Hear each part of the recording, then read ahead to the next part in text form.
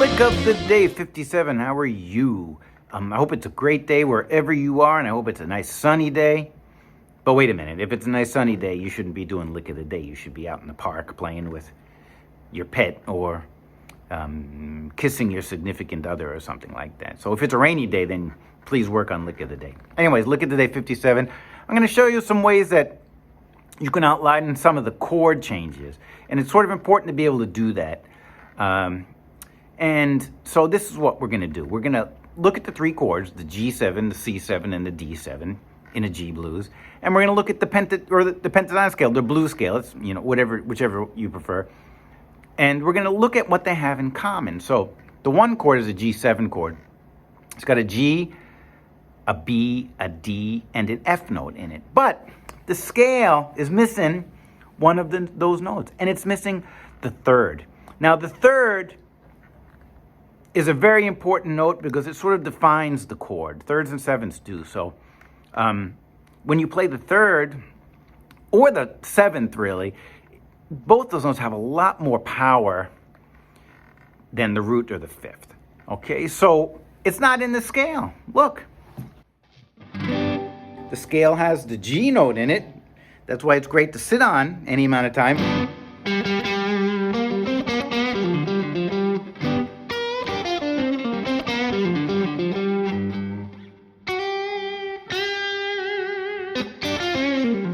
Those are all G notes, right?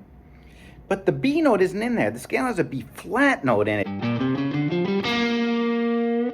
But that's why when we play over G7 chord and we're using the scale, a lot of players want to bend up to it.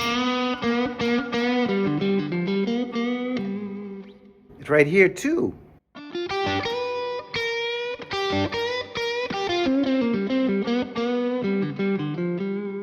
Maybe we hammer onto it.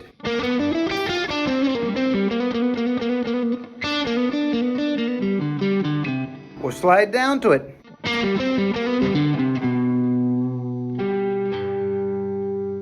Right? So these are ways that you can outline that one chord. Now we go to the 4 chord, C7. That G blues scale has a C note in it. Right? Remember the chords C, E, G, and B flat. It's got a C note in it, the scale does. So when we go to that 4 chord, all right?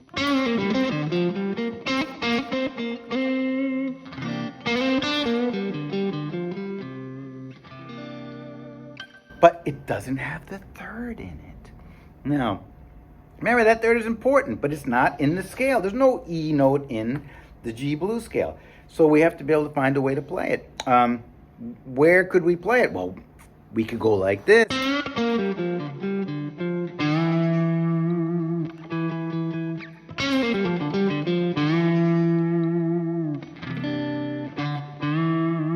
Or maybe we play it here.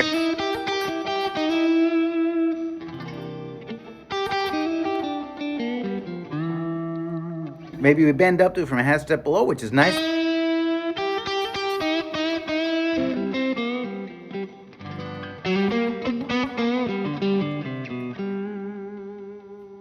Right? Or maybe we slide down to it. Watch.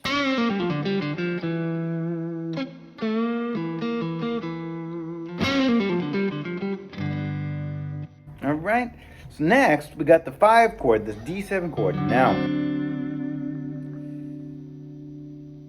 the pentatonic scale, the G blues scale, has the D note in it.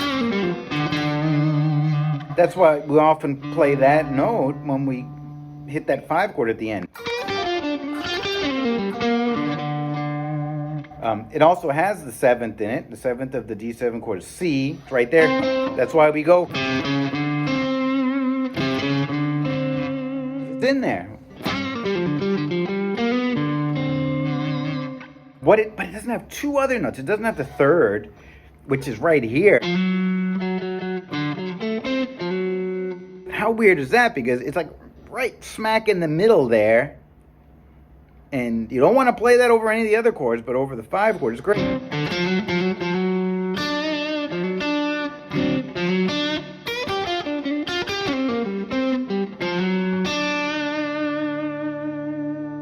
And also the A note is not in the scale. But remember, I can't remember, the lick of the day before the last one, we went like this. Because that's where the A note is.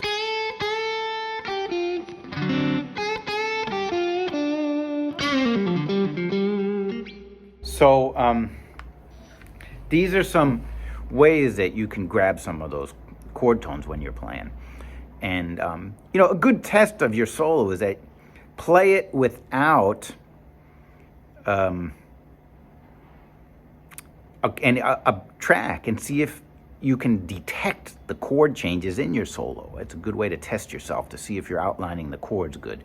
But today, for this lick of the day, 57, I'm going to show you a way to play the 5 chord and the 4 chord. So for the D7 chord, what we want to do is I want to get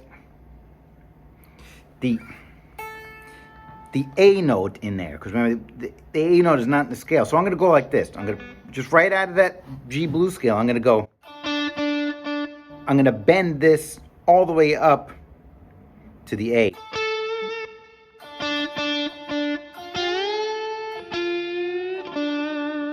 And then on the way down, I'm going to bend up to the F sharp, which is in that D7 chord too. So I'm going to go like this.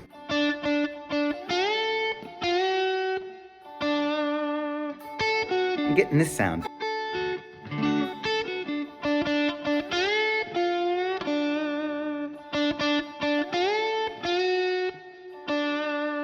And then for the C chord, I'm going to get the E note, which is not in the scale. That's going to be like this, right? The 3rd and the 5th. And that's just notes from a C arpeggio.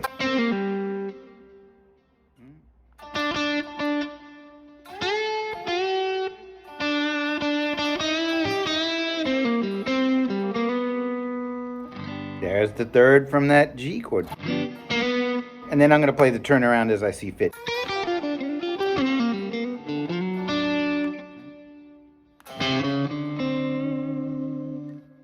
Okay, so that's how we're going to do it. Now, you might think to yourself, that's a lot of bending going on there.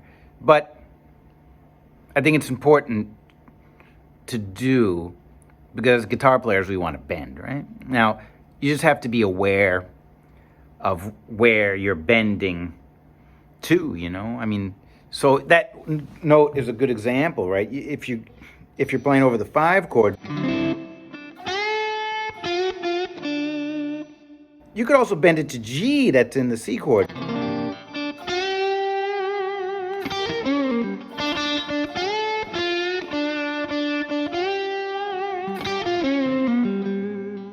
So, I mean, even if you change positions, I think that you should sort of think about where the notes of all those different chords are. Like, for example,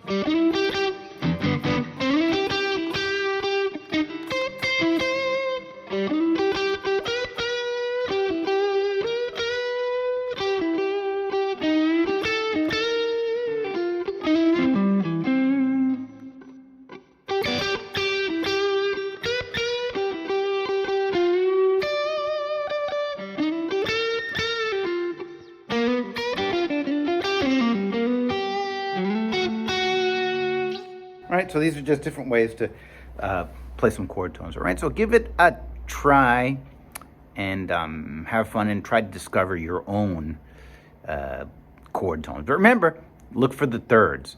The thirds are going to be the key to outlining the sound of each and every chord. Okay. I also wanted to mention that you know, when you are working on these licks, that you make an effort to get them in your playing all the time. So because it's hard to remember them all, right? And if you don't repeat them over and over again, you sort of just forget them and they never show up. So make an effort to do that. But look what I do. Even when I do the demos, so sometimes I'll write on the on the board there, you know, what I'm going to do, because I'll forget, because, you know, I can't play the same thing twice usually. So look, the first time I'm going to do Let's Lick of the Day 56. That was the one, the last one. And then this is the Sonny Clark piano solo. This is the Hank Mobley sax solo. Then the fourth one where the break is, that's Wes Montgomery, right? And then the last one, I just randomly play. That's why I sort of tend to go crazy for at least one course. And then for the ending, I played Lick of the Day 15, just, you know, to get it in there, you know. So this is a good way to practice, okay? So don't forget, get the PDFs if you need them, and help spread the news, too, about my Lick of the Days, okay? So goodbye.